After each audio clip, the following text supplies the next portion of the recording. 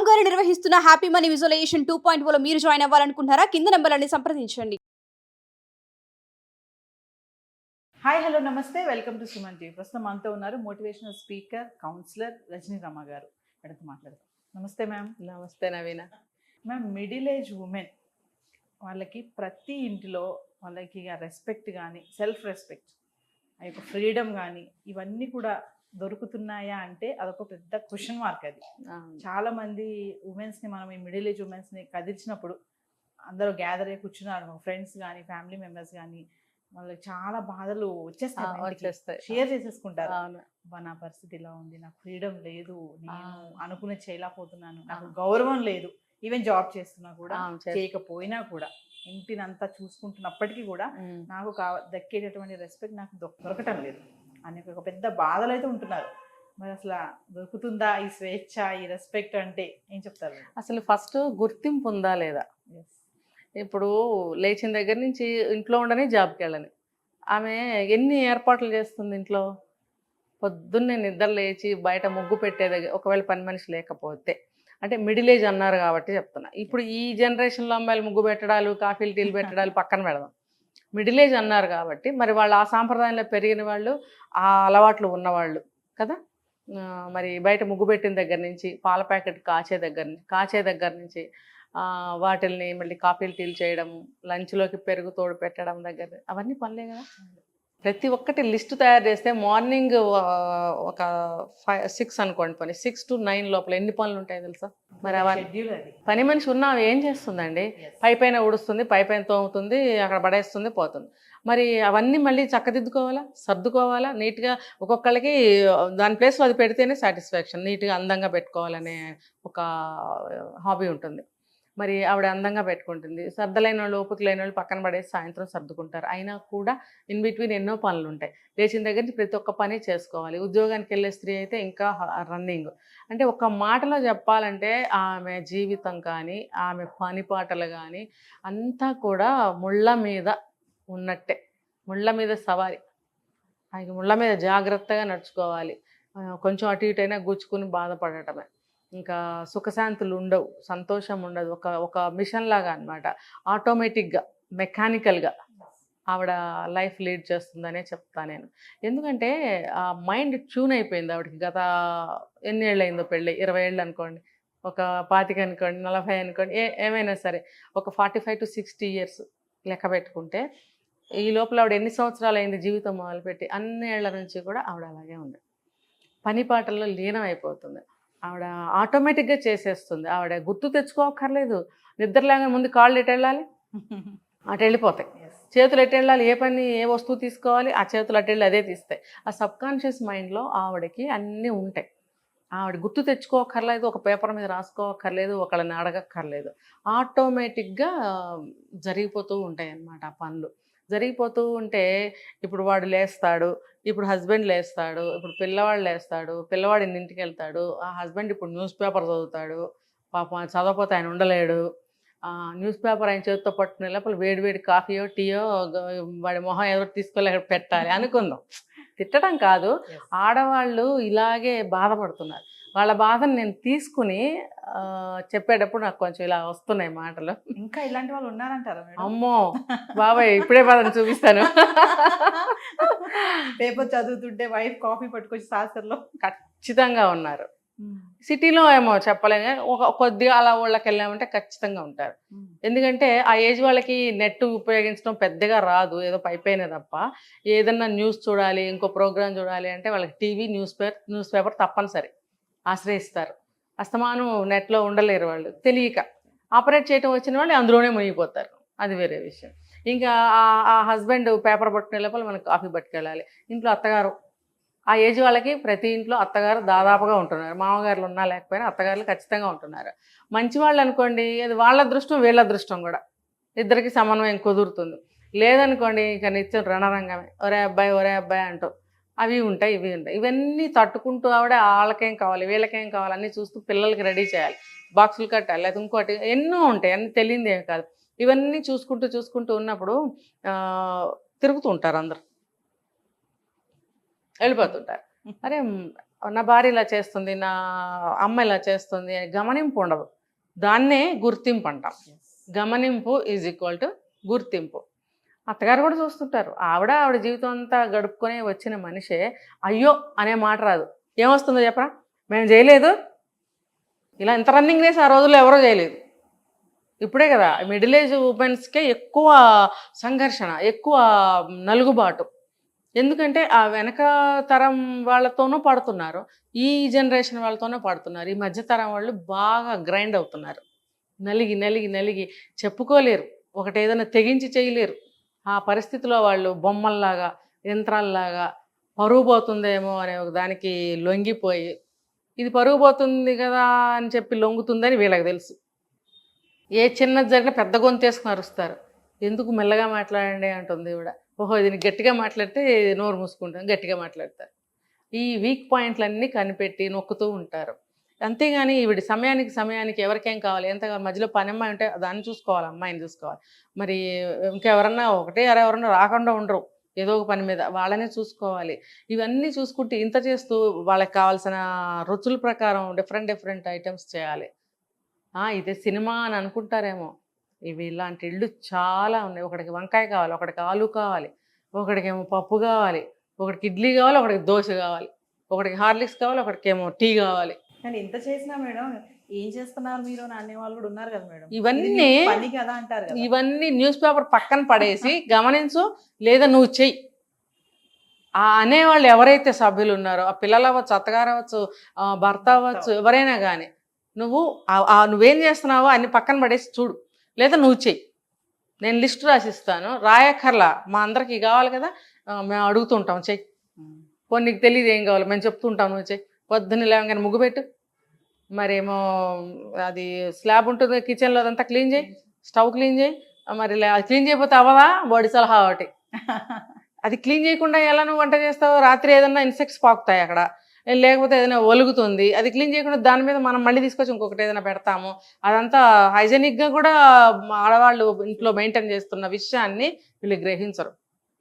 ముందు పొయ్యి తుడుచుకుంటారు, ఇంకా ఇష్టం ఉన్న వాళ్ళు చిన్నగా ముగ్గులు వేసుకుంటారు అక్కడ పొయ్యి దగ్గర, చక్కగా ముందు పాలు పెట్టుకుంటారు. అలాంటి అలవాట్లు ఉంటాయి కొంతమంది ఇళ్లలో. ఇప్పుడు పొయ్యి తుడకపోతే ఏం కాదా, అవసరమా, పొయ్యి ఎందుకు తుడుస్తున్నావు నువ్వు? ముందు డైరెక్ట్గా పాలు పెట్టాయి, డైరెక్ట్గా కాఫీ కలిపేసాయి, డైరెక్ట్గా వంట చేసే తొందరగా, అది నీకు ఆ టైం కలిసి వస్తుంది. ఇది సలహాలు. కానీ అది కరెక్ట్ కాదు కదా. ఆమె ఆ సాంప్రదాయంలో, ఆ అలవాట్లలో పెరిగిన మనిషి, లేదా ఇష్టపడుతున్న వ్యక్తి. ఆ శ్రమ నువ్వేం తీసుకున్నావు, ఆమె చేసుకుంటుంది కదా, నువ్వెందుకు అబ్జెక్ట్ చేస్తావు? ఇదేంటంటే మానసికమైన టార్చర్. నీకెందుకయ్యా, లేకపోతే నీకెందుకమ్మా, పోండి, ఆమె కదా ముగ్గేసుకుంటుంది, మీరు ఎందుకు ఊరుకోండి, ఇష్టం లేకపోతే చేయలేకపోతే ఆమె వదిలేస్తుంది. అంటే అదొక సాధింపు, అదొక టార్చర్. గుర్తించి భలే బాగా చేసావు అనాలని పాపం ఆవిడ ఆశిస్తుంది. నువ్వు 30 సంవత్సరాల నుంచి 25 ఏళ్ళ నుంచి అది తుడిచి ముగ్గేస్తుంటే 30 ఏళ్లలో ఎన్ని రోజులు వస్తాయండి? అన్ని రోజుల్లో ఒక్కరోజు కూడా మా భార్య కానీ మా కోడలు కానీ తుడిచి ముగ్గేయిందే, పాలు పెట్టదా అని ఎవరితోని చెప్పావా నువ్వు?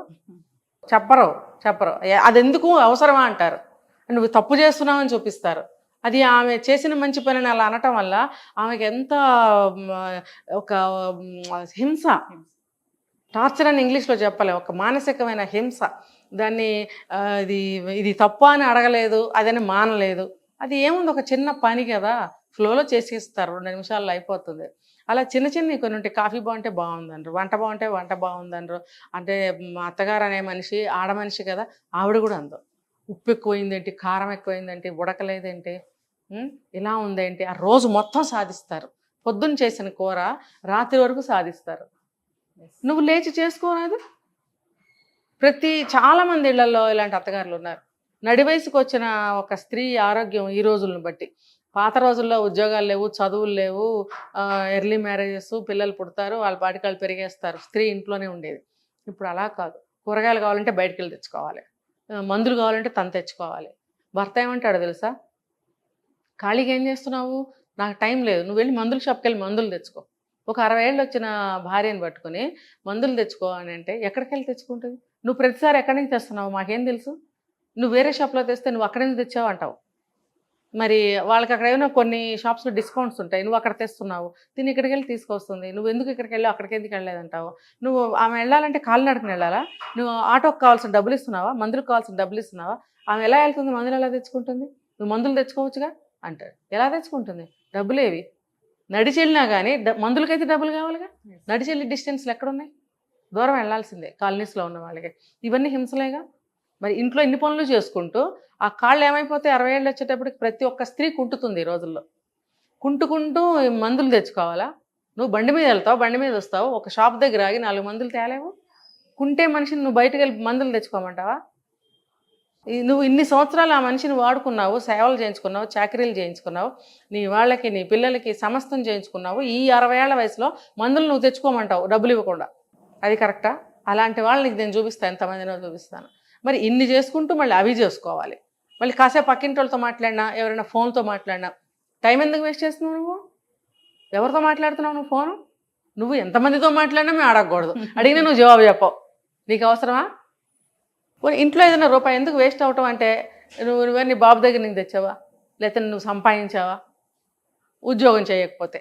ఉద్యోగం చేస్తే అయితే ఇప్పుడు ఏంటి, నేను సంపాదించట్లేదా అంటే ఏంటి? రెండు నువ్వే, నీకే అడ్వాంటేజ్లు. ఆ మనిషి కదా, జీవం లేదా మనిషిలో? తంది సర్వీసే, తంది డబ్బే. మరి కానట్టే విలువ లేకుండా ఎందుకు అలా? మరి నీది కూడా అలా మేమంటే చెల్లదు. కొడతారు, విడాకులు ఇస్తారు, తోసేస్తారు, ఏమైనా చేస్తారు, ఇంకో దాన్ని పెట్టుకుంటారు. ఇదే అక్రమ సంబంధాలకు దారి. ఎంత వయసు వచ్చినా ఇదే జరుగుతుంది. చిన్న వయసులో జరిగితేనూ అదే జరుగుతుంది, పెద్ద వయసులో జరిగితేనే. అంటే నోరు మూసుకుని కూర్చున్నా కూడా ఆ మనిషికి అక్కడ ఒక మనిషి ఉందని కూడా చూడరు. అది ఒక మనిషి, జీవం ఉంది, బొమ్మగా అని అనుకోరు, బొమ్మ అనుకుంటారు. జీవం ఉన్న మనిషిలాగా ట్రీట్ చేయరు. ఏది నోరిప్పినా, ఏది అడిగినా ఎంత హీనాతిహీనమైన మాటలు అంటారో. విలువ సంగతులు ఇది చూసి పిల్లలు చిన్నప్పటి నుంచి నేర్చుకుంటారు. ఒకవేళ చిన్నప్పుడు పిల్లలు చిన్నగా ఉన్నప్పుడే భార్యని కొట్టే అలవాటు ఉన్న మగవాడు ఉంటే ఆ తండ్రి కొట్టేళ్ళని కాసేపటికి ఆ పిల్లోడు కూడా నాకు అది ఇవ్వవేంటి, ఇది ఇవ్వవేంటి అని కొడతాడు. నేను చూశాను స్వయంగా. ఇంపాక్ట్ ఇద్దరు కలిసి కొడతారు, పెద్దయ్యాక కొడుతున్నారు. బూతులు, దాంతోపాటు గిఫ్ట్లు ఏంటంటే పెర్క్స్, బూతులు, దెబ్బలతో పాటు. అదనమాట.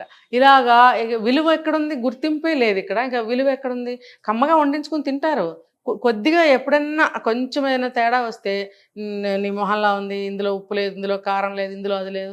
ఆడవాళ్ళు అత్తలు కూడా ఉడకలేదు, ఉప్పు లేదు. ఉడికేదేంటి? ఉడకకుండా ఎవరైనా తీస్తారా? ఎవరు తీయరు కదా. గ్యాస్ అయిపోతే కూర మధ్యలో ఉంటే పక్కింటికి వెళ్ళి పాపం వండుకొచ్చి ఈ మొహాలకు భోజనం పెడతారు. ఉన్నారు. నోరు మూసుకు ఎందుకు కూర్చోవబ్బా నువ్వు? వాళ్ళు వస్తారు, గ్యాస్ అయిపోయింది తీసుకురా.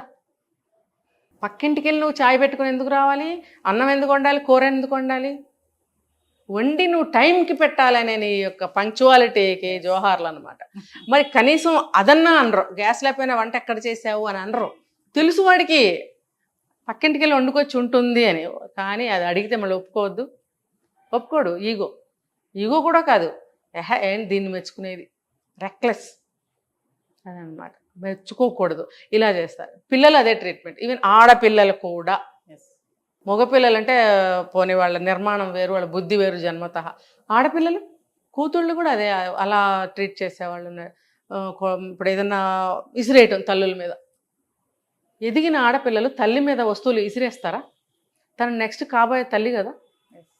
ఇది ఎప్పుడు అర్థమవుతుందంటే మళ్ళీ తన పిల్లలు తనకు అలా చేసినప్పుడు మాత్రమే అర్థమవుతుంది. అది ఎంత ఒక లైఫ్ అయిపోతుంది కదా.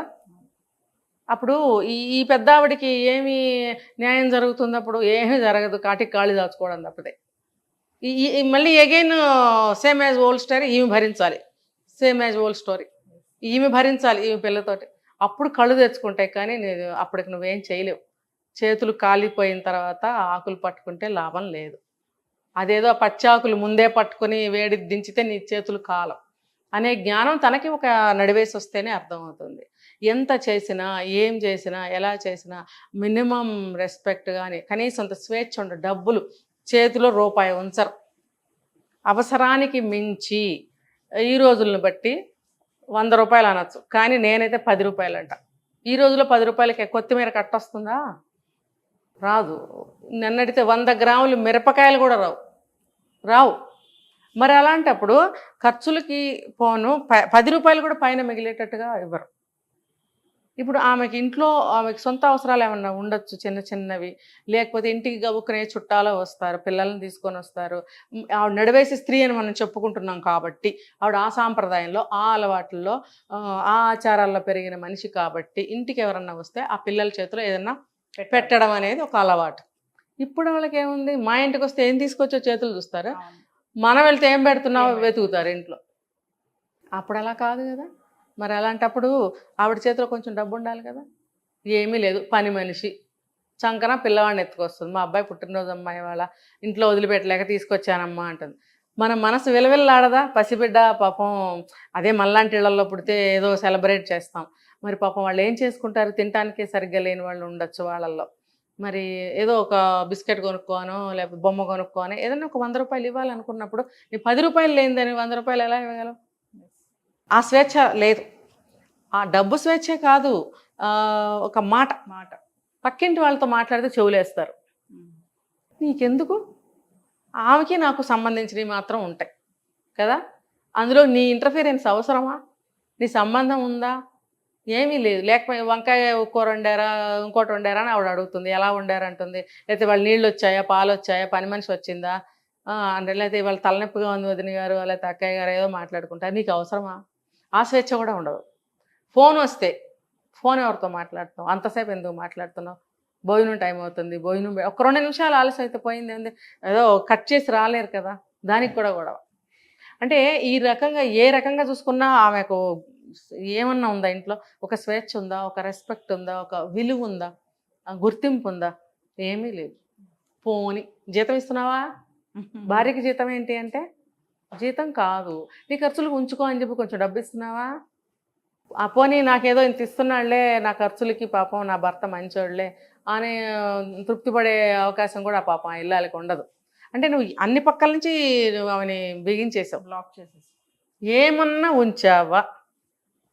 పోని 4 గోడల మధ్య నువ్వు ప్రేమగా చూస్తున్నావా? ఆమెకు ఒక మంచి చీర కొనిస్తావా? లేదు, కొనిచ్చావు పో.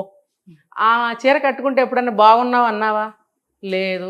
నువ్వు సెలెక్ట్ చేసి కొనుక్కున్న చీర బాగుందన్నావా? పోనీ కట్టుకుంటే బాగున్నావు నువ్వు అని అనద్దు.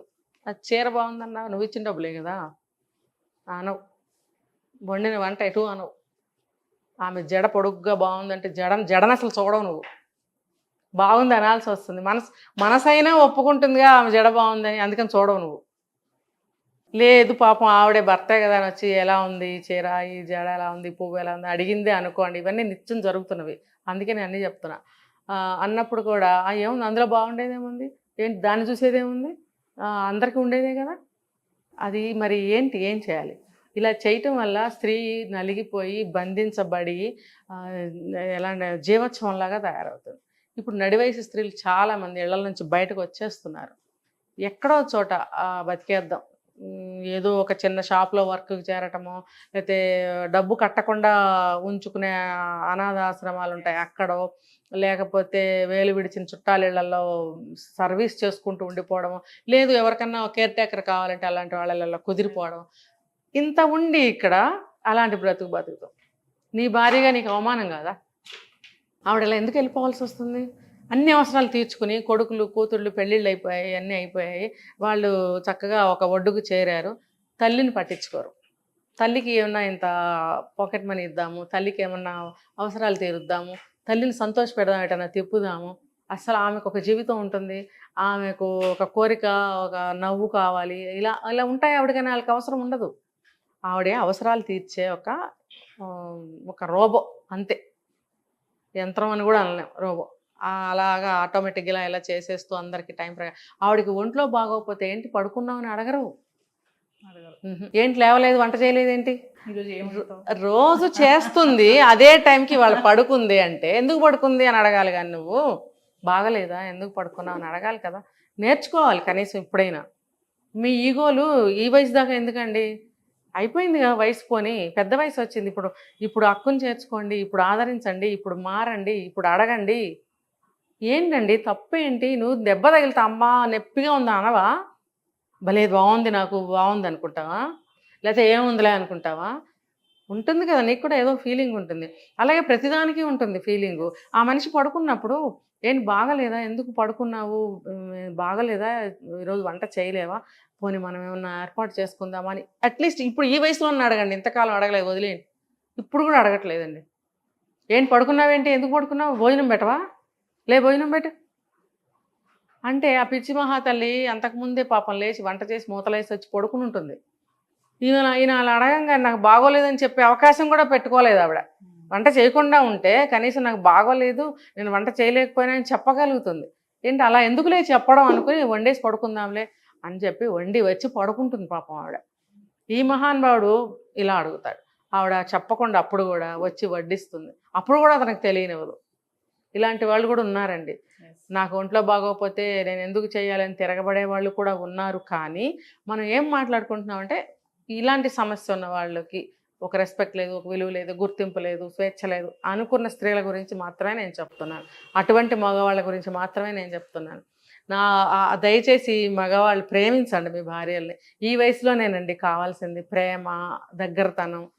ఇప్పుడు వయసులో ఉన్న అందమో ఈ వయసులో ఉండకపోవచ్చు, కానీ మనిషి అదే, మనసు అదే, జీవితం అదే. ఇద్దరు కలిసే ఉంటున్నారు ఆ రోజు నుంచి ఈ రోజు వరకు. ఏం మారిందండి? కాకపోతే ఆవిడకి ఏమైనా కాళ్ళ నొప్పులు వచ్చాయేమో, నీకు రాలేదేమో, అంత మాత్రం చేత నువ్వు హీరో అయిపోవు, నువ్వు 25 ఏళ్ల వాడివి అవ్వవు. అంతే కదా. ఒకళ్ళకి రావచ్చు, ఒకళ్ళకి రాకపోవచ్చు. దాన్ని యాక్సెప్ట్ చేసి తనకి తగ్గ హెల్ప్ చేసి అమ్మాయికి, ఆవిడకి ఆదరణ ఇవ్వాలి. పిల్లలు కూడా అలా చేస్తున్నారు. ఒక ఆవిడ బయటకు వచ్చేసి మన మీడియాకు కూడా వచ్చింది, నాకు ఒక సలహా ఇవ్వండి, నేనేం చేయాలి, నా అవసరం ఇప్పుడు అక్కడ ఎవ్వరికి లేదు. పిల్లలేమో అవసరాలు తీరిపోయాయి, నన్ను పని మనిషిలా చూస్తున్నారు, భర్త అలాగే చూస్తున్నాడు, ఇంట్లో ఉన్న అత్తగారు అలాగే చూస్తుంది, నేను అక్కడ ఎవరి కోసం, నా వాళ్ళు ఎవరున్నారు అనే వాళ్ళు ఎవరంటే నా సంతానం. వాళ్ళే అలా ట్రీట్ చేస్తున్నప్పుడు ఇంకా నా అనేది అక్కడ ఏమన్నా ఉందా?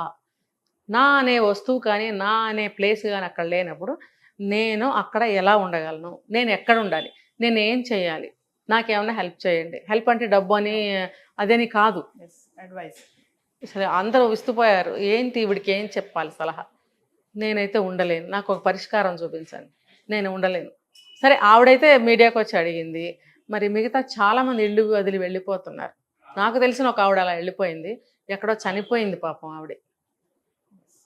ఈ దారుణాలు చూడండి. ఒక ఇంటి అమ్మాయిని పెళ్లి చేసుకుని తీసుకొచ్చి ఇన్ని సంవత్సరాలు ఆ మనిషితో సేవలు చేయించుకుని ఒక విధంగా ఒక వస్తువును వాడుకున్నట్టు వాడుకుని అందరికీ అన్ని అమర్చిపెట్టి అన్ని పనులు ₹1 ఆశించకుండా చేస్తే ఎన్ని లక్షలు ఇస్తే ఆమెకు మీ రుణం తీరుతుంది? ఎన్ని లక్షలు, ఎన్ని కోట్లు, ఎన్ని వందల వేలు ఇస్తే ఆమె విలువ మీకు తెలుస్తుంది? అసలు వెల కట్టగలరా? ఏమీ చేయలేరు. కాబట్టి మారండి. మీ భార్యల్ని ఈ వయసులో కళ్ళల్లో పెట్టుకుని చూసుకోండి. ఆమె మిమ్మల్ని చూసుకుంటుందిగా, ఆటోమేటిక్గా చూసుకుంటే మిమ్మల్నే కాదు, మీరు ఒక 60 ఏళ్ళు 65 ఏళ్ళు ఉండొచ్చు, ఆవిడకు ఒక 60 ఏళ్ళు ఉండొచ్చు, కానీ మీకన్నా పెద్దదైన మీ తల్లి గారిని, తండ్రి గారిని కూడా చూసుకుంటుంది ఆవిడ ఆ ఏజ్లో. మీకు 60 ఏళ్ళకి రిటైర్మెంట్ ఇచ్చారు గవర్నమెంట్, మాకెప్పుడండి? మాకు 65 వచ్చినాయి, మరి మాకు రిటైర్మెంట్ లేదా? మీరు 10 ఏళ్ళ నుంచి, ఇప్పుడు 70 ఏళ్ళు అయితే 10 ఏళ్ళ నుంచి ఇంట్లో కూర్చున్నారు, నాకు 65 వచ్చినాయి, మరి నేను 5 ఏళ్ళ నుంచి నేను కూర్చోవాలి కదా. కానీ 65 ఏళ్ల స్త్రీ, లేకపోతే ఒక 55 ఏళ్ళ స్త్రీ, 45 ఏళ్ళు ఎవరైనా కానీ హెల్త్ ఇష్యూస్ ఉంటే ఇంకా ఘోరం. మరి మాకెప్పుడు రిటైర్మెంట్, మాకెప్పుడు రెస్ట్? సంవత్సరం పొడుగుతా 24 గంటలు ప్రతి మినిట్ ఎవరికేం కావాలి, ఎవరికేం పిల్లి వస్తుందేమోనన్న అవేర్నెస్ కూడా ఈవిడికే ఉండాలి. అక్కడే ఉంటారు, పిల్లి వస్తుందని చూడరు, పాలు పోతాయి, లేకపోతే ఇంకోటి పోతుంది, లేదా వస్తువులు అందరూ చేస్తుంది ఆ పిల్లి. అంత మాత్రం నీ ఇంటి మీద నీకు బాధ్యత లేదా? భార్య చూసుకోవాలా? మరి అలాంటప్పుడు అన్ని చూసుకుంటున్నప్పుడు ఈ వయసులో 65 ఏళ్ళు వచ్చిన స్త్రీ ఇంకా మీ తల్లిని చూస్తుంది, మీ తండ్రిని చూస్తుంది, మరి వచ్చిపోయే మీ అక్క చెల్లెళ్ళు, మీ చుట్టాలని కాఫీ కప్పులు ఇస్తుంది, టిఫిన్ భోజనాలు అన్నీ వండి పెడుతుంది ఇంకా 65 ఏళ్ల వయసులో. మరి ఆవిడకి మీరు ఎప్పుడు కనీసం గుర్తించలేదు, ఎప్పుడు రెస్ట్ ఇస్తారు? సరే మీకు అంత స్తోమత లేదు, అట్లీస్ట్ మీరు మానసికంగా బాధ పెట్టకండి. ఆవిడ కాళ్ళు ఎంతవరకు పనిచేస్తాయో, చేతులు ఎంతవరకు పనిచేస్తాయో అంతవరకు ఆవిడ ఏదో ఒకటి పాపం చేసి పెడుతూనే ఉంటుంది. దేవుడి ప్రసాదం అనుకుని తినండి. ఉప్పు ఎక్కువైంది, కారం ఎక్కువైంది, గుడ్డు ఎక్కువైంది అన్నారనుకోండి, మీరు వండుకుని తినమని చెప్పే పరిస్థితికి ఆవిడ వచ్చేస్తుంది. పిల్లిని మూసి కొడితే పీకుతుంది మీదపడి. ఆ స్థితి తెచ్చుకుంటే బాగుంటుందా? మీరు సహకరించి ఆమెను బాగా చూసుకుంటే బాగుంటుందా? ఇది మీరే ఆలోచించుకోండి, మీకే వదిలేస్తున్నాను. ఉమెన్స్కి రిటైర్మెంట్ ఉందా లేదా అనేది ఒక క్యాప్షన్ చెప్పారు. మరొక ఎపిసోడ్లో దాని మీద మాట్లాడుకుందాం. తప్పకుండా. Thank you. సుమన్ టీవీలో మీ పర్సనల్ అండ్ బిజినెస్ ప్రమోషన్స్ కోసం కింది నెంబర్కి కాంటాక్ట్ చేయండి.